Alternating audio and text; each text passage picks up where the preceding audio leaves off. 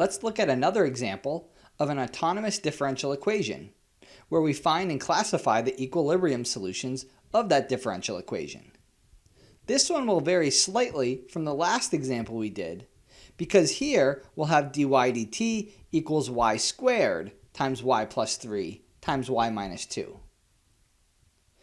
Now remember, the equilibrium solutions happen when dy dt equals 0. So the equilibrium solutions happen when y equals 0, -3, and at 2. This allows us to break up our number line for y and know that these are the only values of y where dy dt equals 0.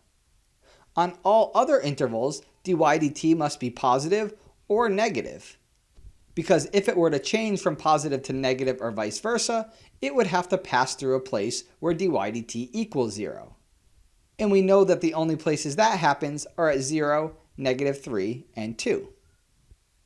Assessing each interval, we can see that for y bigger than 2, we have dy dt is y squared times y plus 3 times y minus 2, where each of these three factors are all positive.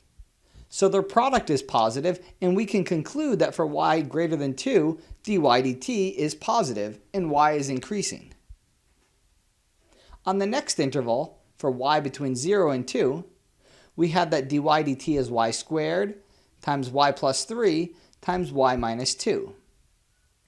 On this interval, since y is bigger than 0, y squared is positive. Again, since y is bigger than 0, y plus 3 is positive. But now, when y is less than 2, y minus 2 is negative, so dy dt is the product of a positive number with a positive number with a negative number, resulting in a negative dy dt. So on the interval from 0 to 2, y is decreasing. Continuing to the next interval, for y between 0 and -3, even though y is now negative, when we compute dy dt and look at the y squared factor, y squared will be positive still. Y plus 3 will still be positive since y is bigger than -3, and y minus 2 will be negative since y is negative and thus y minus 2 is negative. So again on this interval, we have that dy dt is a positive times a negative, which is negative, and y is decreasing. Finally, on our last interval, for y less than -3, we have that dy dt is y squared, which is positive, times y plus 3, which is now negative, times y minus 2, which is again negative, and thus dy dt is the product of a positive times a negative and is positive itself. So y is increasing. Looking at our phase line, we can visualize that for values of y bigger than 2, y is increasing. For values of y between 2 and 0, y is decreasing.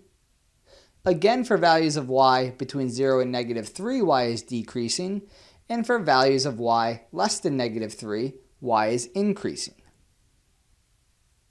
From this phase line, we can classify these three equilibrium solutions. We can see that y equals 3 is asymptotically stable, since solutions near y equals -3 tend towards y equals -3, while y equals 2 is an unstable equilibrium solution, since solutions near y equal 2, but not right on y equals 2, diverge away from it. But what about y equals 0? Above y equals 0, solutions are tending down towards y equals 0. While below y equals 0, solutions are still tending downwards, but now away from y equals 0. So here we have a new case, where some of our solutions are converging towards y equals 0, while some of the solutions are diverging away. This leads us to a new classification of equilibrium solutions. If one side is stable while the other is unstable, we call that equilibrium solution semi-stable.